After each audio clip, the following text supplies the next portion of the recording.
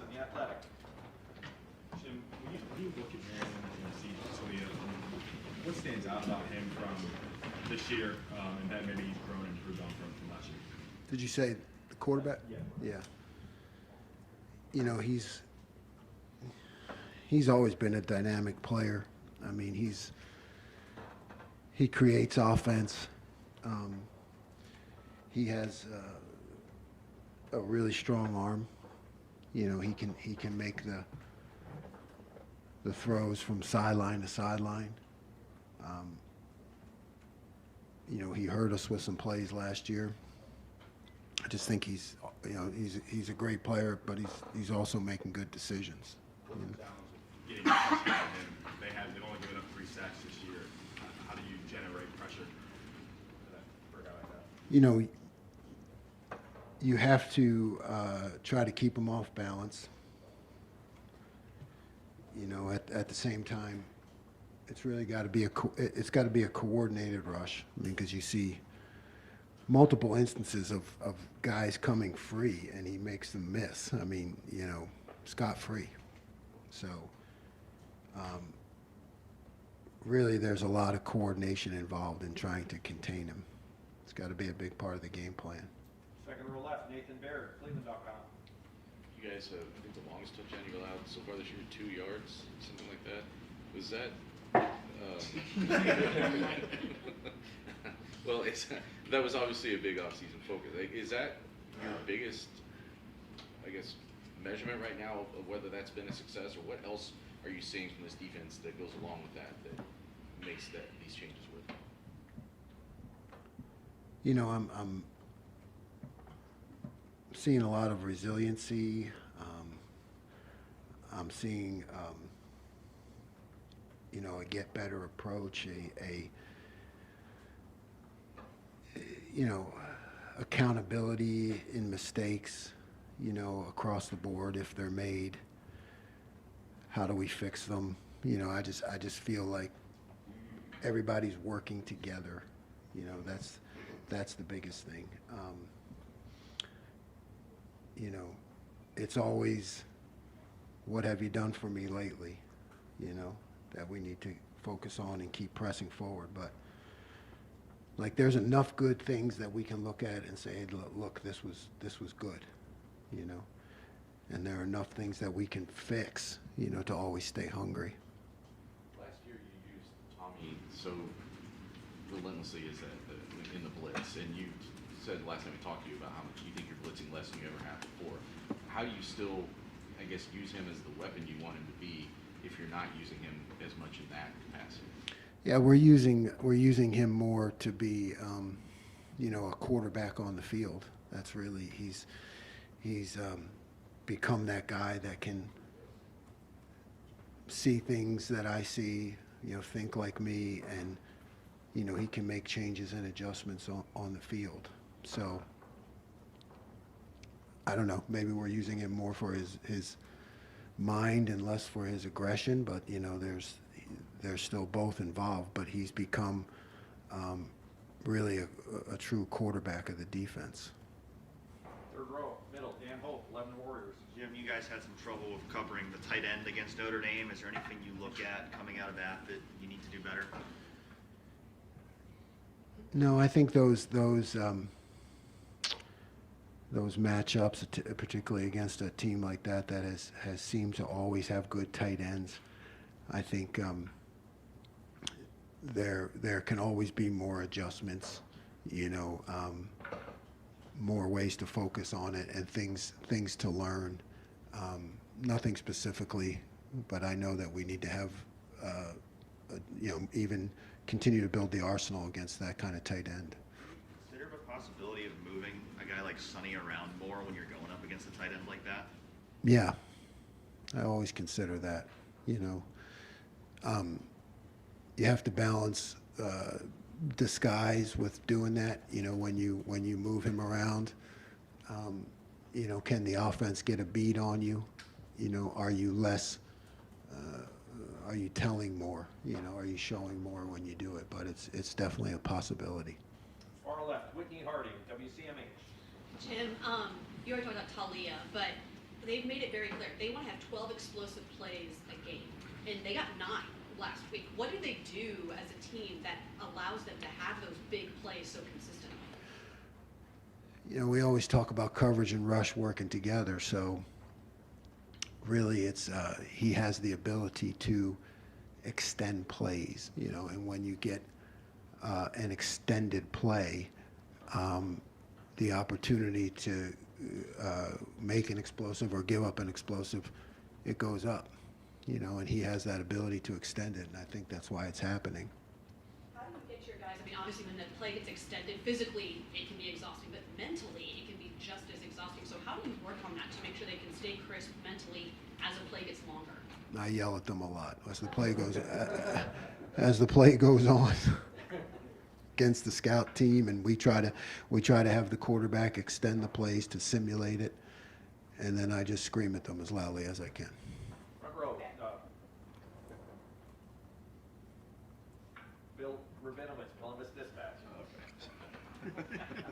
Jim, you said right after the Notre Dame game that it was good to be able to learn from a win.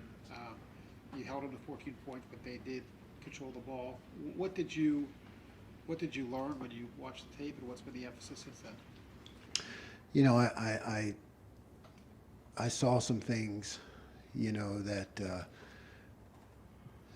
I needed to adjust, I guess you would say. You know, I think that some of those long drives, I could have adjusted better to some of the things they were doing with motioning the tight end, you know, and creating extra gaps. It's just really on me to keep learning and getting better at it. Seems to have kind of gotten that consistency that everyone's been talking about. Is that what you're seeing? How effective has he been? Yeah, I mean, like he missed some time early, so when you look at reps, you know, they all count, and you go back to camp and things like that. So he's like actually still behind in reps when you look at, you know, most of the time all we do is practice. So it seems to me that the more reps he gets, it's that game shape, and he's able to extend himself, you know, and keep his athletic ability going into the fourth quarter. Dave Biddle, 24/7 Sports. Jim, you were saying, you know, getting pressure is obviously important with a quarterback like this. What else are some keys to slowing down Tagovailoa? Mixing up things in the secondary, just what are some keys to slowing him down? Yeah, you've got to present some different pictures. You know, it's kind of like a catch-22. You present different pictures, and he holds the ball longer. You know, so you know it's presenting different pictures, but then having a coordinated rush. You know, it's not like a typical quarterback where you say, hey, let's present some different pictures, get him to hold the ball, and just go after him, you know, mix it up and go after him. Can't do that with him, because if you present different pictures and he holds the ball, you know, now you better be coordinated with your rush. So it is different. Are they pretty similar offensively to what they were last year, or have they made any major changes? No, they're pretty similar. Doug Maurice, the Kings of Columbus. Jim, I think this is right. In the Notre Dame game, JT was on the right side over the left tackle most of the game, almost the entire game. But then he makes the play on the opposite side. He's lined up on knocking down the screen. How does something like that happen? Is there a decision? How did it come to be that he was there at that time? No, I mean, yeah, he knocked down the screen, and he had the TFL, right? He made 2 really, really big plays. No, Coach Johnson has his plan, and he works it beautifully. So that was a situation where you really prefer. I mean, you're on that hash mark. You do prefer JT to be there, you know, against a non-scrambling quarterback, because he's a playmaker a lot of times into the boundary, because he seems to do a lot of good things in there, you know, because he plays the pass sometimes, he drops, you know, he's just a really versatile athlete to have into the boundary there in that situation. And obviously you guys were so good in the first half. You're talking about the 2 drives that they did have. Did you just think that maybe you guys wore down a little bit in that moment? Did you get tired? No, I don't think we Or wore the- down. I think we gave up some bad plays. You know, maybe had a penalty, if I can recall. You know, had some bad plays. You know, and like I said, I think I learned a lot from it too, in terms of adjustments in the running game that we need to make. Front row right, Austin Ward, Rivals, the podcast. Jim, you can find numbers that say that the pressure rate has been better than most throughout the first 4 games, or you could take some and say, well, the sack total is pretty low. They're not getting to the quarterback as much as they might want. If you're evaluating this, what's the metric that's most important to you? Winning third down, winning fourth down, and limiting explosive plays. That's the most important thing. So we seem to be on a good track with that. We want to keep that up. Everybody loves a lot of sacks. So do I. I think when I was younger, I was probably driven more by that, like, you know, how can we get more sacks, more negative plays? But the bottom line is eliminate the explosive plays, win on third and fourth down. So that's what we got to continue to focus on. You mentioned this called the coordinated rush a few times. In your mind, what does that mean to us amateurs on the outside of coordinated I can't rush? tell you that. I could tell you, but I'd have to kill you. That's a secret. Okay. We talk about it after the season over a cigar or something. Deal. If it works. If it doesn't work, then, you know, I'm sure you won't want to talk to me. Okay, there you go. Tim Nate, Letterman Row. Yeah, well, following up on that, you know, Coach Day was in here a while ago, and he basically indicated you've got all these blitzes you'd like to throw at people. You know, I don't know what you want to call it, repertoire, but do you find yourself holding back or being on, I don't know if conservative is not the right word, but what is that sense you have about yourself right now so far into the season from what you'd really like to throw at people? Yeah, the honest answer is yes. You know, yes. But what matters is what works. You know, you like to have enough, because if you need to enact it, you want to be able to enact it, right? So there's always that balance of practice time, like how much do I work on all these things that I have or I'd like to do, because someday we're going to need it, and you know, and how much is it, like, you know what, stay on course, stay with the plan, limit the explosive plays, win third or fourth down, you know. So yes, but the answer is yes. It's a constant battle fought just by myself somewhere. Yeah, that's it. Voices in your head going on. Yes. And one other quick, like JT, like you just touched on a minute ago, there are players that come along that, man, in a moment in a game, you might not have even heard their name called, but suddenly, what is that like to coach a player, I guess, like that? You know what I mean? Can you count on that? But then a lot of times he comes through. You understand what I'm saying? Yeah. Coach Day talks about it all the time. It's that competitive excellence, you know, stepping up in the most important moments, you know. I don't know that you coach that as much as you just have faith in it. He's a guy that has shown to do that, right? And a lot of times it's exactly goes back to your last question, dude. You know, I spent a lot of my career trying to call guys into things, you know. And with a guy like that, you just gotta let him play and just believe that he's going to show up when the moment counts the most. Fourth row middle, Tony Gergman, Buckeye Huddle. Jim, obviously there's only so many hours in a day, but when you're playing against a quarterback that has been around forever, how does your week change? How does that change your week in that preparation? Well, this has been good because we had the bye week, right? So you can get ahead. when you can get ahead, you know, sometimes there's a tendency to put more in, but really it's about coming up with a few things and working them over and over again. So I think the increased repetition when you play a quarterback like this is where you can benefit the most.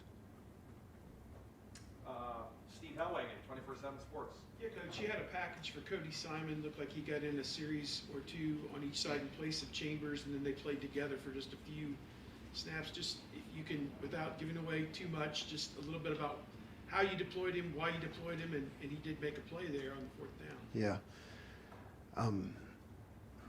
Cody has shown some really good things, and he's a great team guy, and he's shown in practice, and he produces in some moments. So I know it's just about me, just like you said, trying to be, I don't know if it's even creative. It's just trying to put him in spots where you know you can count on him, you know, and so that's just things I look at every week, how to get him on the field. Joey Kaufman, Columbus Dispatch. Jim, I think Notre Dame maybe threw Denzel's way like one time, and when you have a corner who's covering that well, where teams are respecting him in that way, what does that do for defense? Oh man, it's just it gives everybody confidence. Denzel is really playing at a high level, and you know, when you scheme up the coverages and you know you can just count on him and kind of take that out of the equation, it allows you to do some other things, you know, with the other guys. And but it's just it's a great thing for the defense, and I think the team when you got a guy playing like that. As far as in the Notre Dame, the defensive ends, you had JT and Jack not coming off the field for any snaps. How unusual that is? What led to that sort of happening in the game? What was just the flow of the game, tight game, 60-something plays? Yeah, all of that. Yeah, it's a tight game. It's a matchup game. It's you know, the plays, the way the game has changed, how many less plays. You know, you just have more of an opportunity to let your best players play. You know, and less substitution in that case. It can be good for us, you know, to keep those guys in there. But it's a balance. You always have to look at it. Got time for just a couple more. Bill Landis, Rivals, the podcast. Jim, you guys stopped them on a quarterback sneak where they tried to sneak out the side on you. Just, I guess, generally, what are the challenges of defending a quarterback sneak? And I don't think you guys have seen a team that tries the one where you just push the quarterback across the line, but do you have any thoughts on that way of going about it? Yeah, I mean, you know, you have certain calls that you make, and you know, my hometown team, right? They've made that famous, you know, and Notre Dame had actually showed it with a different guy running it, right? Like, was it a tight end or something like that? So that was new to try to have the quarterback run it, but you try to do the push inside, and you see Tommy like kind of Palomalu over the top. But part of that plan is you always have to have the escape hatches. You know, you gotta have those escape hatches. The guy to get out, and that one worked out perfectly. You know, it really did. I mean, Sonny went right to the escape hatch, which was awesome. Fourth row right, Andy Backstrom, Letterman Row. Yeah, I know when we talk about the safeties moving around, being able to play all three spots, we're often talking about Sonny. But with Josh and Lathan and having moved them a bunch around the boundary, up high, back and forth, what kind of dynamic is that to help your defense, and how has that helped so far? Well, it just helps because of knowledge of the system, right? You got to be safeties when they can see the whole forest through the trees. Then they know what's going on, and they play some over there. They know what's going on that side, and they just have a better understanding of the entire defense. And that's what you want your safeties. You want your safeties to really understand all the details, no matter where they're lined up. And I think when you can move them around a little bit, that helps. It just helps their learning. Right next door, Spencer Holbrook, Jim, on the other side of Denzel, how have you evaluated the way that Davison has played so far, and then Jordan in this line? Davison, very aggressive. Very aggressive. I think, you feel him out there. You feel his presence there. He's continuing to get better, but he's aggressive. And, you can count on him to show up in the running game, which is a big deal there into the boundary. And Jordan is really talented, moving to that nickel position is really, it's not that easy, the nickel corner, or, you want to have a guy there with corner skills, but then there's a myriad of adjustments that go with it. So he's just continued to improve. He's going to get better every game. And two and done, Pat Murphy, 24/7 Sports. Steve asked you about Cody. Joey asked you about the defensive ends. You talked about wanting to play more depth at both those positions coming into the season. But once you get into it, do you have to kind of reevaluate where you can do that, how you can do? I mean, to us, it's okay. You just put guys in and play Yeah. more. But I realize there's more to it. Yeah, always. You're constantly weighing, hey, we want to play more guys. I want to play more guys. You want more guys to play. And then, you find yourself falling back into, certain people at certain times. So, yeah, there's what's working, versus what you want to do. And most of the time as a coach, you're going to stick with what's working. And we'll close out far right, Adam Kane, WBNS. You go through fall camp, the off season, but there's kind of an intangible to when you win a game like that on the road up at Notre Dame. When you look at that locker room afterwards, and I guess throughout the bye week, do you see this kind of defense bonding together more, saying, hey, look, this is all we worked for? Yeah, I mean, that belief amongst players, it's exactly like you talk about in our game. It's all good to talk about, but, until you actually do it on the field, you want to talk a game, you want to envision the game, then it's either you do or you don't. And the more you do, the better you feel and the more you believe. Coach dance in the locker room. Nope. Coach, I got one more in. Jeremy Birmingham, Rivals, the podcast. Jim, because Steele and Tommy have been so reliable and so good, whenever they have a game that maybe looks off, I think it stands out to people maybe more than other guys. Was there something specific that Notre Dame was doing that made them look so out of place at times, or is that a consistent issue with the more physical offensive lines getting to them? Yeah, how do you break that down? Yeah, you're right on. They, really good offensive line, and a premier opponent, and they can play better. They both know it, and like I said, it's when you win a game like that, you can learn a lot from it that'll help your growth overall. So it's going to come around again. And they'll be better. Coach, thank you very much.